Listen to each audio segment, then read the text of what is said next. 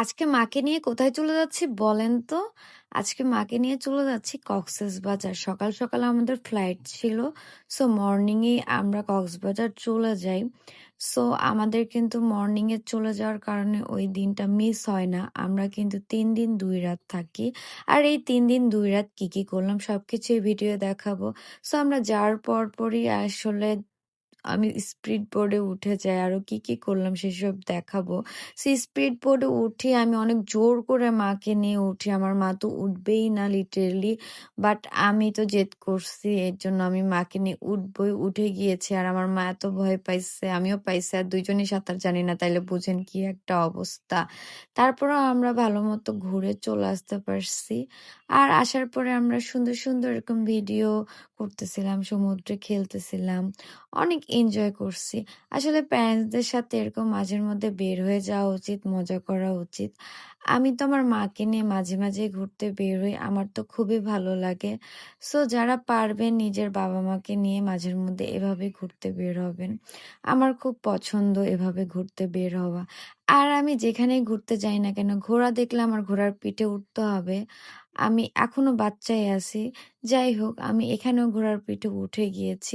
তো আমার অনেক ইচ্ছা যে ঘোড়াটা যেন ছেড়ে দেয়। তো ফাইনালি লাস্টের দিকে ঘোড়াটা ছেড়ে দিছে। আমি একা একাই ঘোড়া নিয়ে আসতেছিলাম। সো এইখানে হচ্ছে বালুতে আসলে কক্সবাজারে হাঁটা খুবই কষ্ট। সো আমি এইজন্য মাকে ধরে, ধরে টেনে, টেনে নিয়ে আসতেছিলাম। সো এইখানে হচ্ছে বাচ্চাদের খেলার যেই জায়গাটা, আমি লাফাচ্ছিলাম বাচ্চাদের মতো করে।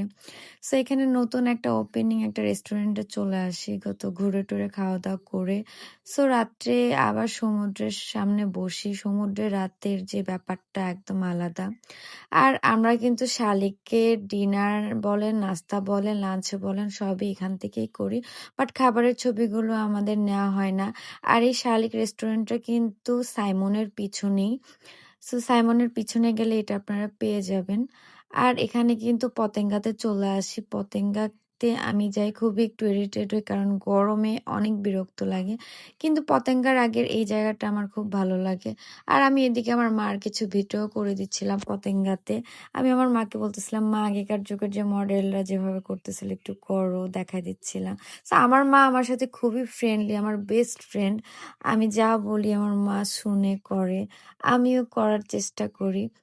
তো তারপরের দিন আমরা চলে যাই হচ্ছে ফিশ ওয়ার্ল্ডে। ফিশ ওয়ার্ল্ড কিন্তু আমার খুবই একটা পছন্দের জায়গা। কারণ এই মাছগুলো, প্রাণীগুলো দেখতে আমার খুবই ভালো লাগে। আর এখানে কিন্তু ফিশ থেরাপিও হয়। আমি কিন্তু লাস্টে একটা ফিশ থেরাপিও নিয়ে আসি আপনাদের দেখাবো। সো আমার মাও কিন্তু অনেক বেশি এনজয় করে। আমি খুশি হলে আমার মা অনেক খুশি হয়। সো এগুলা দেখে তো আমি অলওয়েজ হ্যাপি হই। কক্সবাজার আসলে তো আমি ফিশ ওয়ার্ল্ড আসি।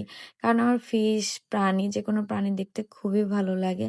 আর আমি তার সবকিছু দেখা শেষ করে আমি একটা ফিশ থেরাপি নিয়ে নিচ্ছিলাম। এটা কিন্তু খুবই ভালো ফিশ থেরাপি। তো লাস্টে হচ্ছে ফিশ থেরাপি নেওয়ার পরে উপরে একটা ভুলভুলাইয়া জায়গা থাকে মিররের মতো। সো যেখানে রাস্তা খুঁজে পাওয়া যাবে না এরকম একটা প্লেস। তো এরকম একটা প্লেসে ঢুকি। সো এখানে ভালোই মজা হয়। আর এটা আমি রাত ৩টার দিকে একদম বিচের সামনে চলে যাই, সমুদ্রের সামনে। ৩টার দিকে সমুদ্রের সামনের পরিবেশ, শব্দ কি যে সুন্দর বলার বাইরে, মনোমুগ্ধকর।